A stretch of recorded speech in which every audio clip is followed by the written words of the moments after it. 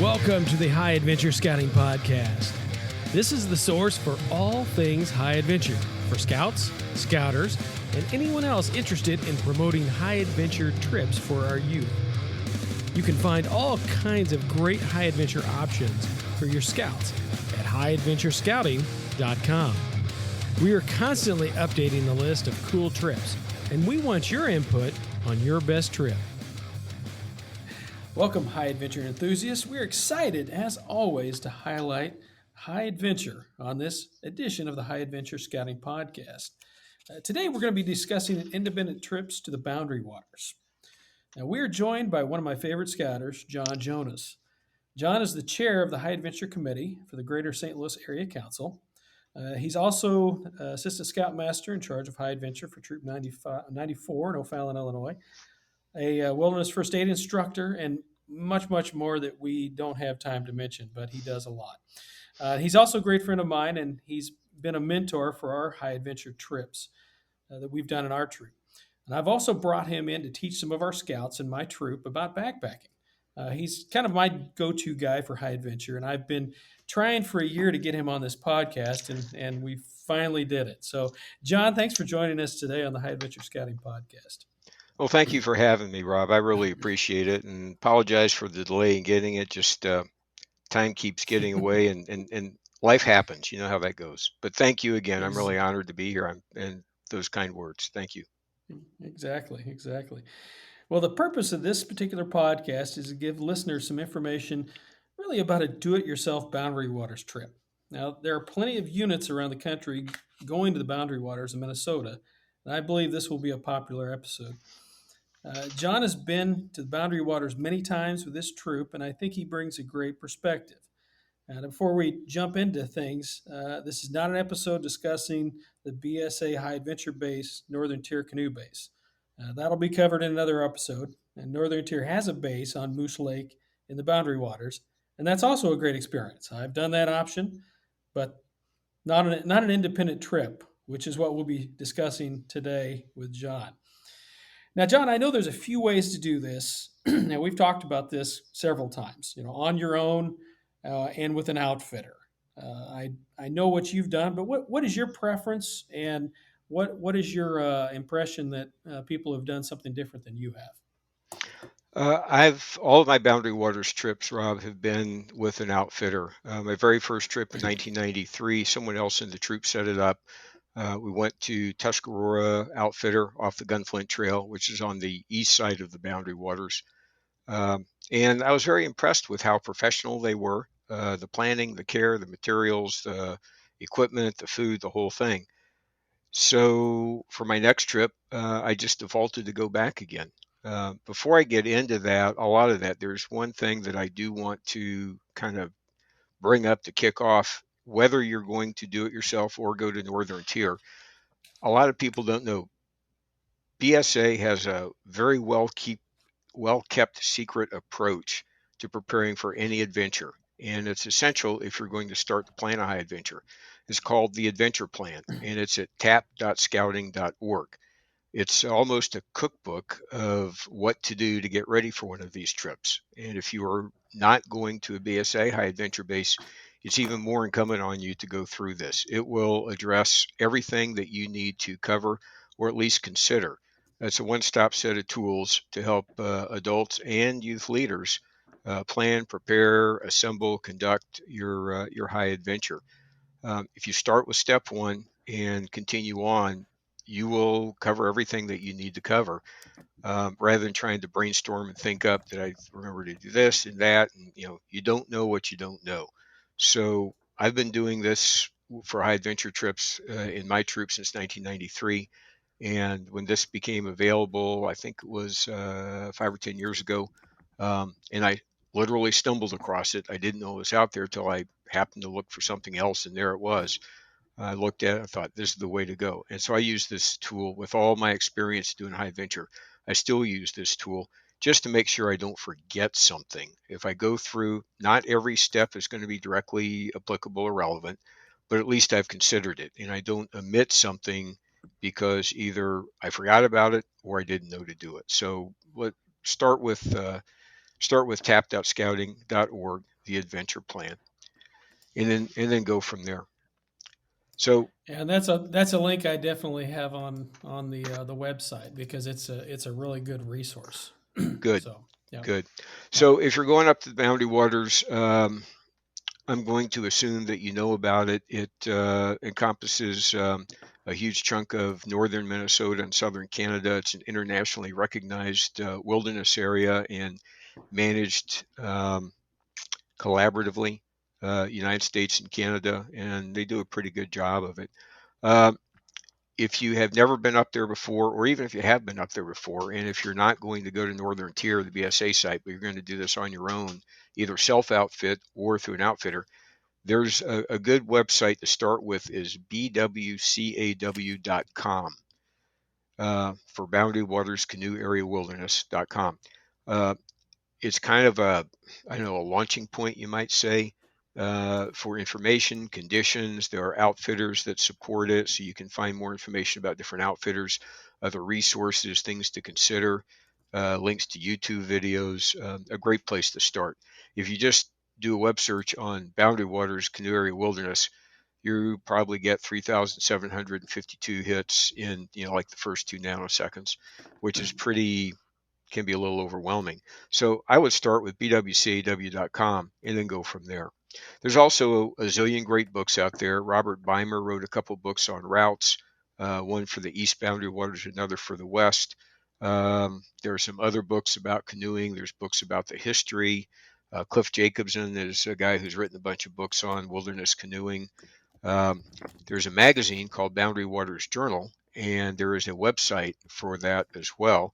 Uh, I've been subscribing to that since I don't know, sometime in the late '90s when I first heard about the magazine. It comes out 4 times a year, and I read it pretty much cover to cover, even articles about fishing. I don't fish, but the articles are interesting and a lot of wisdom, a lot of I've been there, a lot of history, a lot of what to do, what not to do. So those are some things that to consider when you get started. You'll want to get an early start if you're going to go. You will, the Boundary Waters requires entry permits. If you're going in for a day, you're going to go in, paddle around for the day, and come back out that night. You can self permit at entry points. They have stations you can take care of that. If you're going in overnight, whether it's one night or many nights, you have to go through the Forest Service. And actually, the website is I think it's recreation.gov is the website to get your permit. If you're going to self outfit and take your own canoes and your own gear and your own food, then you've got to get your own permit and do all that. You're on your own. If you're going through an outfitter, they'll take care of that for you. And the cost of the permit, at least at Tuscarora, is built into your fee. So there's not like a separate charge. When you start building your budget sheet, you can get a quote from them on how many people and what kind of or you want full outfitting, you want partial outfitting, you're going to take some of your own gear, you're going to use all of theirs, however you're going to do that. How many days are you going to be up there? And they'll send you a quote that you can get started with. And that permit fee is at least at Tuscarora. They used to a long time ago. They used to have it as a breakout line item. Now it's just embedded in your fee, so it makes it a little bit simpler, a little easier. Um, Awesome. I know we're not going to talk about Northern Tier. If you just a little quick note, if you've never been to Boundary Waters before and you're not an experienced wilderness traveler, your best bet might be to go ahead and do the Northern Tier thing. They will furnish you with a guide, the expertise, everything that you're going to need for your trek. If you've done wilderness paddling, whether it's in the Boundary Waters or somewhere else, if you've done wilderness travel, backpacking, and you're, something like that, and you're an accomplished canoeer or kayaker, you might be fine going through an outfitter. One of the drivers in where you go is crew size. In the Boundary Waters, we're limited to a total of 9 people in a crew.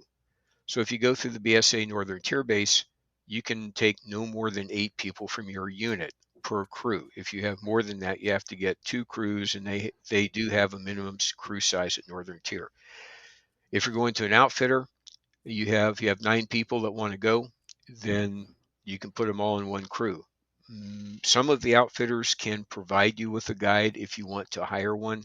Most of them don't. Most of them assume that everyone in the crew or someone in the crew pretty much knows what they're doing, and you're pretty much going to be on your own once they launch you.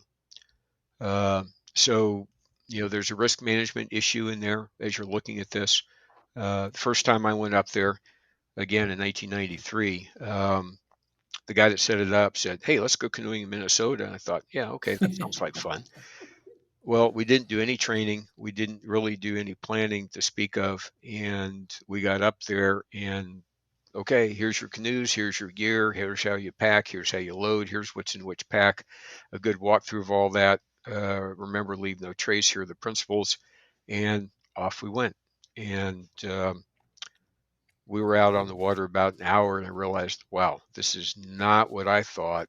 There's a lot of bad things that could happen up here, and I don't know that we're ready. Fortunately, bad things rarely happen, so we were okay.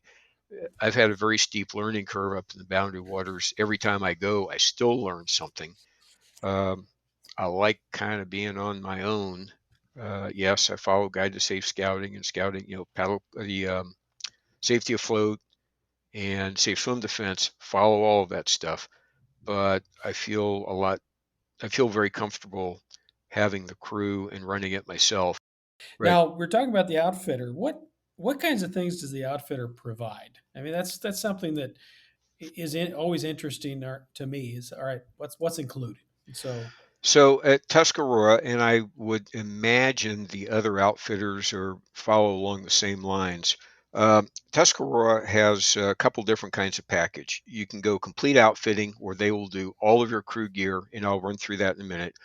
Or they've got well, you can do a la carte, that can get pricey, or they've got like partial outfitting packages. So if all you want to get from them is canoes and paddles, okay, you can do that and you've got everything else. If you've got your own canoes and you want them to provide tents and food, for example, they've got a price package for that. So they've got Tuscarora has some breakouts. I always go with complete outfitting. Just it's easier than trying to carry our own stuff up there and prepare our own food and all that. And I think the price is reasonable. So the outfitter at Tuscarora, they provide start with canoes, obviously. Pretty much everybody up there is getting away from the aluminum canoes, which are 65, 70 pounds, and they're going to the Kevlar canoes, which are I think 45 to 50 pounds, depending if they're, how big they are, two person or three person. if that, they're pretty light. So They are, yeah, I think 40, 45 pounds. They'll provide you with the paddles. They're relatively inexpensive aluminum paddles with the plastic handles and plastic T grip and the plastic blades, kind of like what they use at the scout camps. Each of the canoes has a built-in carrying yoke and pads, which some are still pretty good, and some of them get a little smashed down, a little hard after a while. Um, they provide the Coast Guard approved Type 3 flotation vests, which are required, and BSA requires, and so do I. We're ready to load the canoes in the morning, before we start hauling stuff down to put in the canoes, everyone puts their float coat on. And those float coats don't come off until we're in camp out of the canoes at the end of the day. So yeah, they are not seat cushions. They're to wear. So anyway, the outfitter provides those tents, a couple different versions of tents that they can do that are good tents. A dining fly, sleeping pads. They do offer sleeping bags if you want. If you don't want to use their sleeping bags, you want to bring your own. Even with a complete outfitting, they'll cut everyone a couple dollar break on that. And I pretty much encourage everyone to bring their own sleeping pad bags. Tuscarora sleeping bags are a little big and bulky. They're the rectangle bags. They're not the mummy bags. They are synthetic bags, and they're good bags, but I prefer to use our own. They'll provide the cooking and eating kits and utensils, a dining fly, a folding saw, um, rope for whatever you need, including rigging your dining fly. Um, the food, we get to pick our own menu. All the cleanup items, the kitchen cleaning items, camp stoves. and canoe packs for personal community crew gear and the food. And one of the best things that the outfitter provides is they do all the cleanup at the end of the trip. Most BSA places I've been, when you come off the out of the field, you get to hang up the tents, you get to clean them out, you get to scrub the pots shiny, you get to do all of that, put everything away. At Tuscarora, you come in, you can't bring in scuzzy, beat up, grungy pots that have never been washed the whole week. I mean, they need to be reasonably clean, but they don't expect everything spotless. You bring everything in. If the tents are wet, it doesn't matter. You hand it all to them. They take care of it. And you get to go take a hot shower and go into your bunkhouse. So that's another nice thing about going to an outfitter. Now, when you start this kind of process in your troop, what do you go about as far as hey, starting the process and getting people involved to the training, and what kind of training do you go through for a trip like this? Well, I'm going to go back to the tap. I think it's step 20 something. Let's see. Oh, 29, 30, and 31. That covers training, physical conditioning, and skills practice. So I require all of the scouts to have 4 merit badges before we go. They need to have camping, first aid, swimming, and canoeing merit badges. I recognize that doesn't mean they're going to be particularly proficient in any of those, because that's what happens at summer camp. They show the skills good enough to get the badge, okay.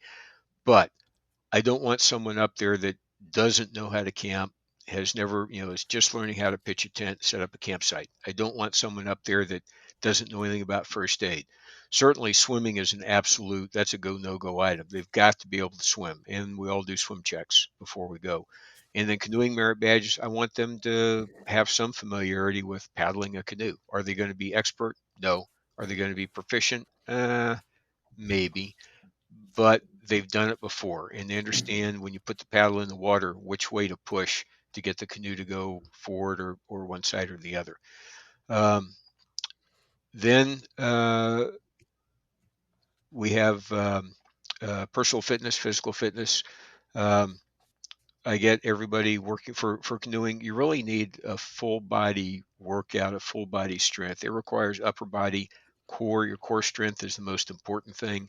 You need leg strength for the portages because you're going to be carrying those canoes from one lake to another, and the portages go up hills, down hills, between trees, around trees. You're going to make tight turns. You're going to be walking through, around, over rocks and roots, and you got to be physically ready to do all this stuff.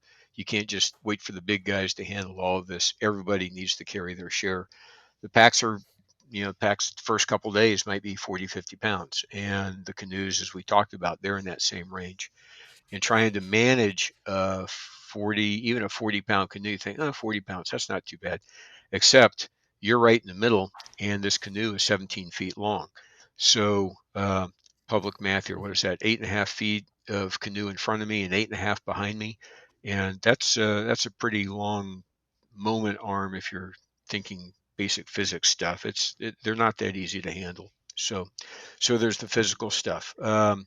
Push-ups, planks, side planks, V-sits, lunges, weighted lunges. If you do yoga, the boat pose is really good for core. Um, so anyway, there's a whole bunch of things. Yes, you need the cardio. You need all of that for the physical training.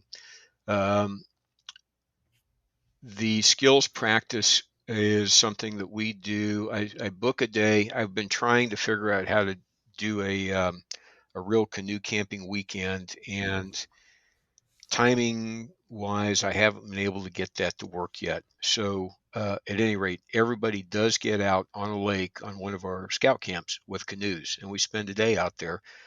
We do the swim check, make sure everyone is BSA swimmer. I know they've all got swimming merit badge, but everyone's got to take that swim check every year.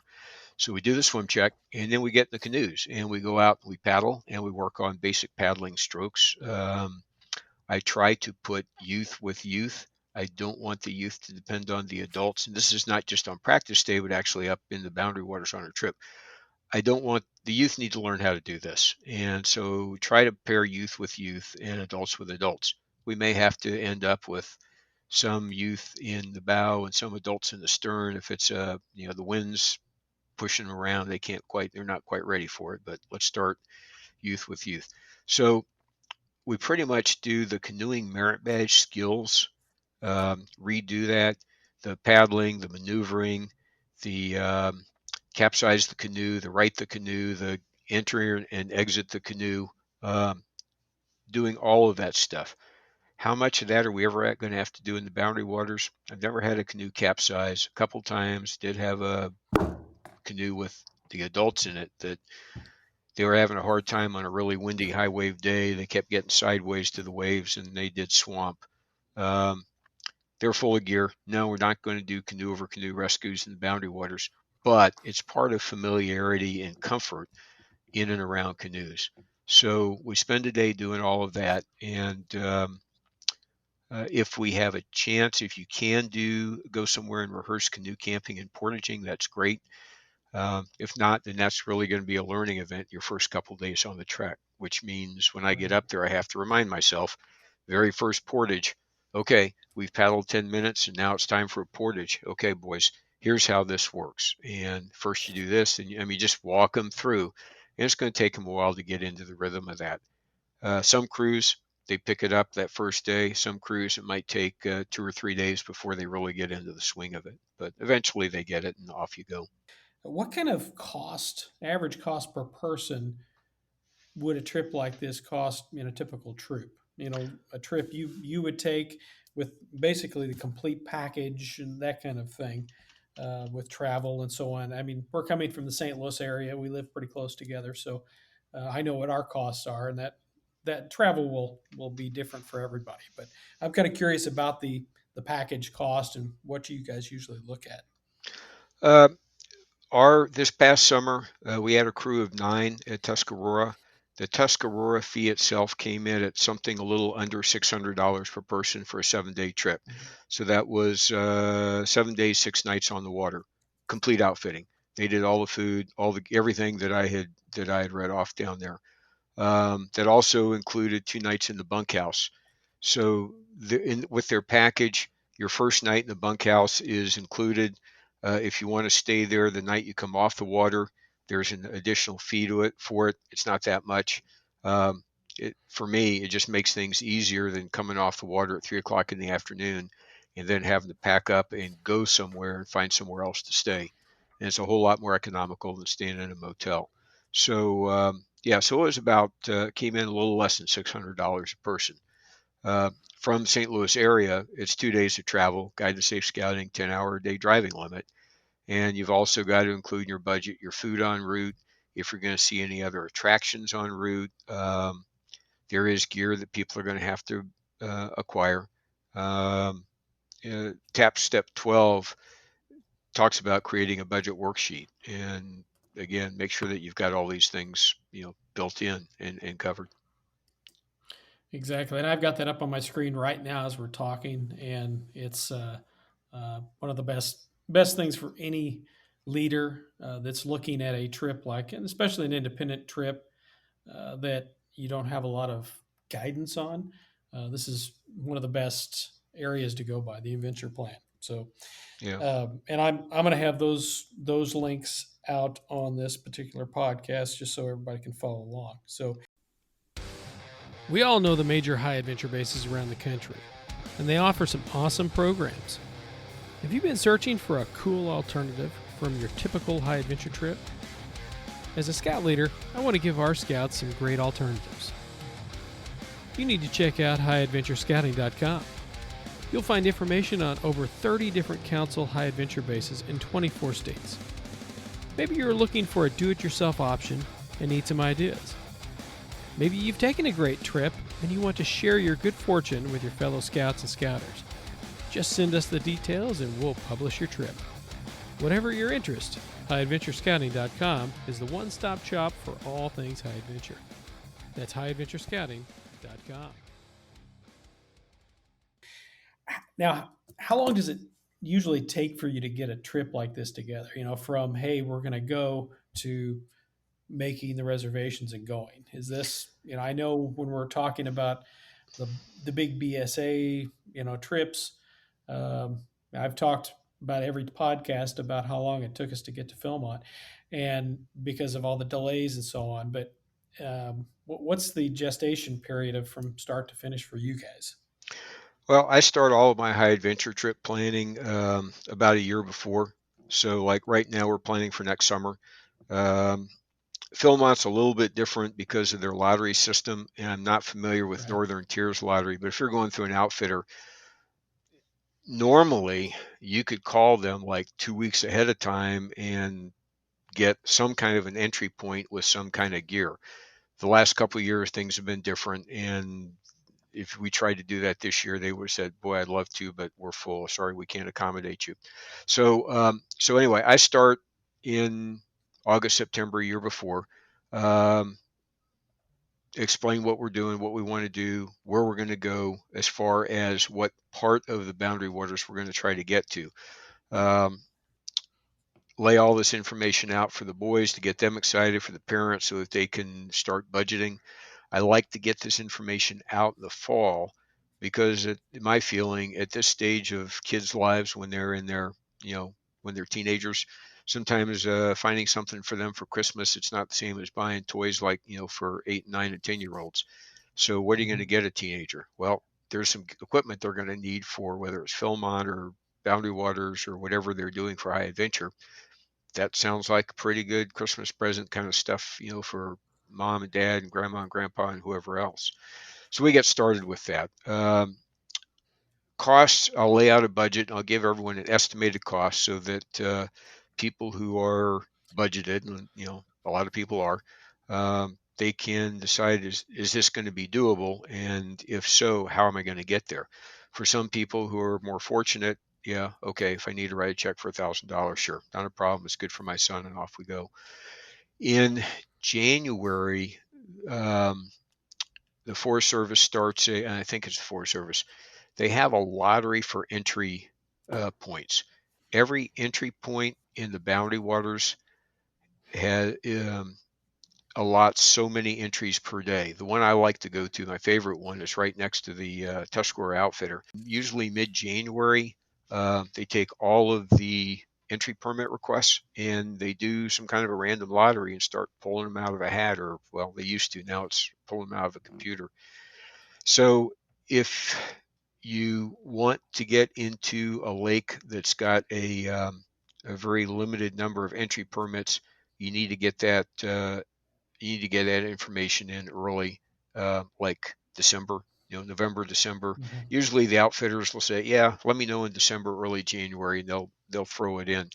If you're going into some of the big lakes up there, like Seagull Lake or Saganaga Lake, those are the two big ones over on the east side. Those have like 50 entry permits a day. So usually it's no problem getting an entry permit. However, um, those also, you might have a hard time finding a decent campsite because a lot of people get there and you don't have to paddle very far to get to a campsite. And a lot of people don't want a portage. That's hard to do. Uh, and I understand that. Portages are not the most fun thing for me, but they get you more remote. They get you out where you can get to some places where you may not see anybody else. This last summer, we got to, I think it was our second day. I think it was our second day. We got to Little Saganaga Lake. We did not see anybody else on that. We were on that lake for 2 days, and the end of the second day that we were there, we did come across some other people. But the first day we were there, we didn't see anyone. So, Portage, you get a little more remote, and that's why a lot of people go up there, get away from everybody and Mhm. get that wilderness feel. And there's no cell towers up there, so you're not distracted by cell phone or anything else. You're up there to kind of relax, and that's the thing I really liked about it is it got you away from everything. Yes. You weren't near anybody, and like you said, there are some places that you may not see anybody for a day, which is great. I have no problem with Yep. that. Yep. Now, what as far as in the troop? uh, or any unit, but for your troop, what's the determining factor for those going on the trip? Because we know the major BSA high adventure bases. There's a certain age restriction and sometimes physical strength and so on. But with going through an outfitter, you don't have some of those restrictions. What are your personal guidelines for youth and adults, for that matter, wanting to go on a Boundary Waters trip with you guys? I'm pretty risk averse, Rob, especially when we're going up into somewhere that if something happens, we've got to pretty much handle it ourselves. So BSA came up with the age and fitness guidelines for youth and adults, and the height and weight, and I mean all of that kind of stuff. They got there for a reason, and so I pretty much follow that. If Okay, Yeah, and you think the minimum age for I think Northern Tier and Philmont, it's 14 or 13 and completed eighth grade. There's a couple exactly. reasons for that. That this can be stressful, mentally, physically, emotionally stressful. And if you start putting a lot of 11 and 12-year-olds up there who barely know how to camp, uh, that's not the place for them to learn how to camp.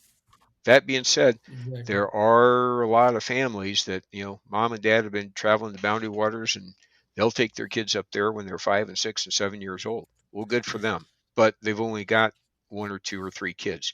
They're not going up there with three adults and six youth. So I follow BSA guidelines on all of that. And I did have to tell an adult about 15, 16 years ago that he wasn't going to come with me. I looked at his son was in the crew. He wanted to go as one of the adult leaders. I looked at his health form, and I did not feel that I could accept the risk of if he had problems. And I told him, I said, if something goes wrong, I don't know what to do. I can't handle it. And he said, well, nothing's going to go wrong. And I pointed to a couple things and said, hey, this is in your health form. This is for you. Do you want to die in front of your son? And I put it Yeah. right in those terms. And he didn't like it, but he accepted it. And his son went and had a great Yeah. time. And this guy just was not physically ready for the kind of trip we were going to take. That being said, if we were going to go up there into one of the lakes and go like maybe two portages in and base camp, which is something you can do, you don't have to pick up and travel all the time. If you want to make it a vacation, you're going to travel in, portage in like two lakes deep, set up a base camp and just do day trips all the time. Well, that's a different story. There, you're pretty close to getting out, and it's not that strenuous. So, You want not real strenuous. Go down to sea base as an adult. That's that is no stress whatsoever. So I can attest to that. That's a great trip. So um, any other cool, interesting facts that I haven't covered that wasn't on my question sheet? What did I uh, miss? geez, I could spend the next 3 or 4 hours talking about all of this. A Oh, couple you, of you there, and I can stand and sit and talk for hours. I know, and yeah, there, and we did for a half an hour before we started. So Yeah, yeah. There's a couple of training things that I neglected. I want to bring those up. I do review Leave No Trace. We do teach navigation. Overwater navigation is a little different from trail. In fact, it's a lot different from trail navigation. So I break out some old Boundary Waters charts and get everybody around on a table with a compass, and show them how do you lay out a course. Um, everyone needs to have a compass, and it needs to be a base plate compass because you're going to be using it to put marks on charts. Um, all the adults in my crews need to be safe swim defense and safety afloat trained, which you can do online. I go over all of those points, the 8 safe swim defense and 9 safety afloat, with all of the boys. They don't memorize them, but we go through it and I explain why are we doing things this way and what's important. A A note on that: safe swim defense and safety afloat are required for these kinds of events. They outline the policies of conducting safe swimming activities and safe boating activities. They do not address skills proficiency. So there is other training that we have recently restarted in the council. In fact, we had some a couple of weeks ago. There's an aquatic supervision paddlecraft safety canoe course and aquatic supervision swimming and water rescue course. The Council Aquatics Committee ran that a couple of weeks ago. I know they're looking to start making that a regular thing. That is where the leaders get the training. We can go up there in the boundary waters, and if nobody knows how to do swimming and water rescue, then all of this beautiful water to go swimming in, and we're hanging out we're hanging out big time risk wise if we let everybody go swimming. So you need to be trained in that. If you have a lifeguard in your crew, great, then that covers that. Same thing with the paddlecraft safety. I've been up there with adults that had been in a canoe a couple of times when they were teenagers, and that was the extent of their paddling skills. Again, this is back on my 1993, the first trip I went on. It's like, okay, we're never going to do that again. That being said, the paddlecraft safety really is a good skills course. It's kind of a canoeing merit badge light. It's the skills part taught by um, aquatics instructors. It's a BSA course, so I would definitely recommend that leaders of these crews get to those things: the paddlecraft safety canoe and the swimming and water rescue. So if you are going to go swimming and you do have a problem, you know how to get in the water and get someone out of the water, or better yet, not get in the water because that's your last choice, but you know how to get them out of trouble. Other things on the water, I have a nav chat each evening with the next day's navigator. We change that over every day. It's one of the duty rosters. Get out the chart, get a nav board and a compass, set the destination for that next day, lay out the courses, and I teach them how to shoot bearings, how to get around islands and peninsulas, wherever we're going to go. So map and compass skills can be a little spotty. Some pick it up right away. Some it takes a longer time, but everybody learns it by the end of the week. I do the same thing with crew leadership that we do at Philmont, Northern Tier, and the other places. Crew selects their own ELECs, excuse me, their own crew leaders. Uh, they determine who's going to be chaplain's aide, the wilderness guide. I also have a quartermaster to try to manage gear. That can be a little bit of a challenge sometimes. And I keep working throughout the week that we're up there, and I go for week-long trips to get everybody into the stern of the canoe and become mostly proficient and ready to take charge. This past trip, I'll just tell one quick story if we have time. There Mhm. was a young man who was not a very proficient canoer. He kind of wanted to go. He was a little afraid of going because he didn't think he'd be able to do it. I had to coax him, and his dad went along, and that was a good thing. Um, I had to coax him along and tell him, if I didn't think you could do it, I would not have put you on the list of people to go. I would have said, yeah, not this year. Let's try another year. But you can Mhm. do this. It's all in your head. You just have to decide, yes, I can do this. So, so we're up there and off we go. Um, he didn't have a lot of confidence in his skills, and there was a reason for that. His skills were limited. Over the course of the week, they got better and better. And the last day, that we were paddling out. We had a pretty long paddle, and we had a handful of portages to get out through a bunch of little lakes. And he had been paddling with his dad most of the trip. Um, I talked to his dad and I said, I want to take him in my canoe tomorrow. His dad said, good idea. You should do that. And so the night before our last night, said, okay, canoe lineups. And normally the crew leader would set this up. And I asked him, I said, okay, when you're doing crew lineups, put Josh in my canoe tomorrow. And the crew leader said, okay. And Josh sat up in a hurry and looked at me and looked at his dad. His eyes were big. It's like, wait a minute, what happened? So he didn't say anything. So the next day, I asked him, do you want the bow or the stern? He said, oh, I want the bow. Okay. So off we go. And we paddle and we come across the first portage and we get to the other side of the portage. We got the other side. I put my paddle and my day pack in the front. And he came up behind me and he looked at the canoe and he didn't know what to say. And he's kind of standing there. I said, yeah, you get in the stern, you take the stern on. So he was the stern paddler the rest of the day. So if you're a canoeist, if you're a paddler, you know the stern is the captain of the ship. They're the one in charge. Mhm. So we got in the canoe, and I said, okay, you tell me what you want me to do, and I'll do what you tell me. And, you know, if there's questions, just ask. So he didn't say much. We kind of paddling, and a couple of times I said, would you like me to do this? Yeah, that's a good idea. Okay. Another time, would you like me to do that? Yeah, that's a good idea. So he got more and more comfortable, and I just started talking to him about stuff. He's a big Harry Potter fan. We talked about Harry Potter books. We talked about the trees we're looking at. I mean, just I think he was a little scared of me. I think, um, and you know, just we're just chewing the fat on all kinds of stuff while we're paddling and portaging. Well, halfway across the last lake, as we're paddling up to the outfitter's place, the wind picked up on the bow. And I'm paddling along with a steady stroke, and he's doing a really good job of keeping our bow pointed where we're trying to go. I mean, he finally figured all this out. We're about halfway across this lake, and he says, Mr. Jonas, we got a headwind. You're going to have to paddle harder.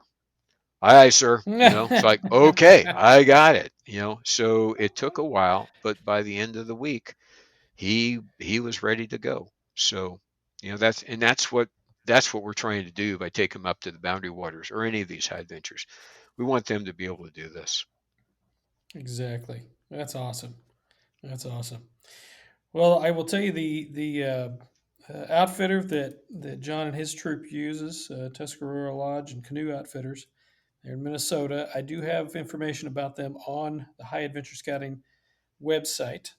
If there are any other outfitters that are scout friendly that troops use or units use, let me know. I'll list them on the site so everybody can have access. And those are things we want to know. So, I well, know, John, Rob. I Yeah, Rob. go I ahead. know a lot of the outfitters up there are very scout friendly, and I have come across Mhm. scout units. You know, cross paths with them, and every outfitter has got their corporate logo or their outfitter logo on their canoes. And I've seen scout units from any number of outfitters. They really they get a lot of youth groups, scout groups, YMCA groups, church groups, school groups. They most of the outfitters up there are really geared up for that, and they get a lot of business, and they like having that business. So shouldn't be too hard to find others. Tuscarora is Yeah. great, but I haven't tried any of the others. I keep going back to what I know. Well, that's what we all do. So, Yeah. well, John, I want to thank you for joining us today and talking about boundary waters and giving really an overview of what an independent trip up there looks like. And I appreciate for the time. Thank you again for having me on. I really appreciate it. I'm really honored to be here, Rob. If anybody wants to uh, get hold of me with any questions or anything, Rob, could I ask them to kind of filter through you to get hold of me? Yep, yep, I sure will. Okay. Absolutely. Yeah. You can And you if can if send an you email. Yeah, yeah, email would be through best. yeah. Yeah, that'd be the best thing. So info@highadventurescouting.com. It's pretty easy. So I want to thank Jon Jonas for joining us today. Awesome information. And if you can get some more information about the outfitter he uses at highadventurescouting.com. And if you'd like to have kind of connect with John, shoot me an email at info@highadventurescouting.com. Thanks for joining us today. And remember to tell your friends about this podcast. You can find us online at highadventurescouting.com, on Facebook or Instagram. If you have any questions or ideas for future podcasts, just email us at info@highadventurescouting.com. This podcast and website are independent and not affiliated with any youth organization. Happy High Adventure! This has been a production of High Adventure Resources.